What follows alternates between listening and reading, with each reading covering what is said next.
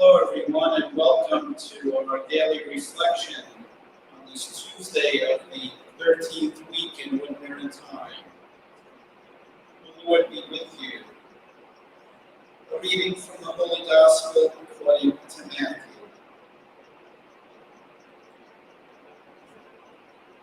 As Jesus got into a boat, his disciples followed him. Suddenly, a violent storm came up on the sea, so that the boat was being swamped by waves, but he was asleep. They came and woke him, saying, "Lord, save us, we are perishing." He said to them, "Why are you terrified, O you of little faith?" Then he got up and rebuked the winds and the sea, and there was great calm. The men were amazed and said, "What sort of man is this, who even the winds of the sea obey?" The Gospel of the Lord.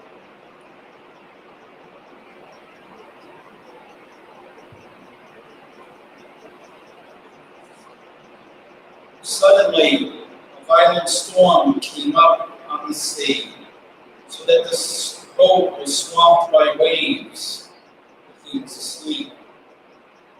There must have been moments for all of us in the last few months that we asked, "Lord, are you asleep?" We don't need to hear a litany of what has been going on. We've all been experiencing it. But it seems our experience has been very much like the disciples in the boat with Jesus. Everything basically seemed quiet and serene, and suddenly the storm of the pandemic came upon us. And so we cry out, just like the disciples, "Lord, save us, we are perishing." We call to the Lord in our time of fear. You notice in that story that it's not the storm that awakens Jesus, rather the cries of the disciples. The boat is rocked by the waves. That does not awaken Jesus. It's not that Jesus does not notice the storm, it's that he knows ultimately the storm will not win. But it is the cries that the Lord responds to. The response of the Lord in the storm is the God who loves us. He is present to our fears, and he doesn't provoke those fears, doesn't stir them up any further. He responds with the calmness of a parent soothing a baby. A parent is aware of what the child needs. A parent who wants to comfort the child does not scream at the child. It speaks in a soft voice and responds to the needs of the child. God is aware of the storm. He's aware of the storm we're experiencing. He knows we're upset. He knows we're worried. He knows of the desolation we feel. He calls us to come to peace. And perhaps, as we're called to that calm and peace in this storm, we can look at our own lives and see how we've responded to the other storms. Perhaps in this great moment of reflection that God is calling us to, we might be saying, "Have you been asleep as we have lived in the culture of death, as we thought of our needs first?" Perhaps in that storm, the Lord has been saying to us, "Are you asleep?"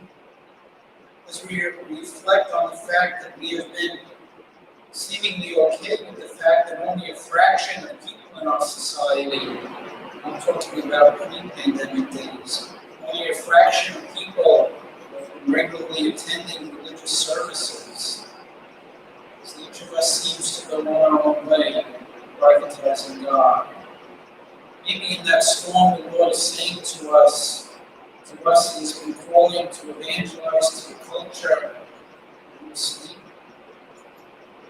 we have been comfortable living in a society where it's just okay to say, live and let live.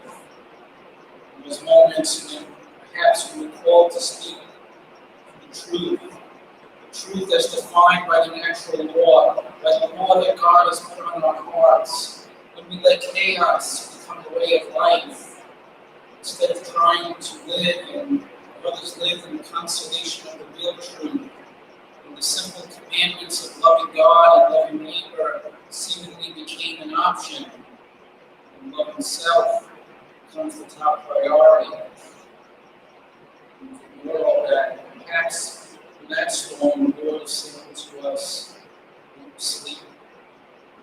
The sacrifices of marriage and family life seem burdensome instead of freeing. When we view each other as objects of desire instead of human beings made in the image and likeness of God, when, as perhaps we clearly see now, we've been judging and treating others differently because of their race, their nationality, their gender. In that storm, the Lord is perhaps asking us to sleep. Perhaps in the reality that even though Catholic social teaching tells us we need to have a preferential option for the poor, basically we live under economic structures that allow the poor to have just whatever is left over. It's the wealthiest among us get to indulge in pleasures of life. So perhaps in the injustice of that storm, the Lord is asking us to sleep. So perhaps at this time, first and foremost, we must trust in God who calls us to calm and peace in the midst of the storm. And then in that calm and peace, to look at all the other storms of our lives. Those storms when, if we were honest, and we're honest in our reflection, we realize perhaps we were asleep. Despite chaos, despite the danger to us and to others, we chose to keep our eyes closed. We chose to look the other way. Too often, perhaps, we heard the cries of others and we slipped asleep. This storm, as difficult and sad, as frightening as it is, will pass. And then we'll go back to the other storms. Storms that not really come out of nowhere. Storms that have been brewing in our lives. Storms that, if we're honest, sometimes need help to stir up. Storms where so often we have chosen to stay asleep. And in those storms, perhaps Jesus will come to us and say, wake up. So let us pray. Dear Lord, we ask you to help us to open our minds and hearts to the calmness and the peace that you offer to a loving presence. Help us to open our hearts too to those moments when we can be more aware of the needs of others, those among us in our lives who might be crying out to us. Help us to hear their voices. Help us to respond to their needs. Help us to be you, present to you. It's in the mighty God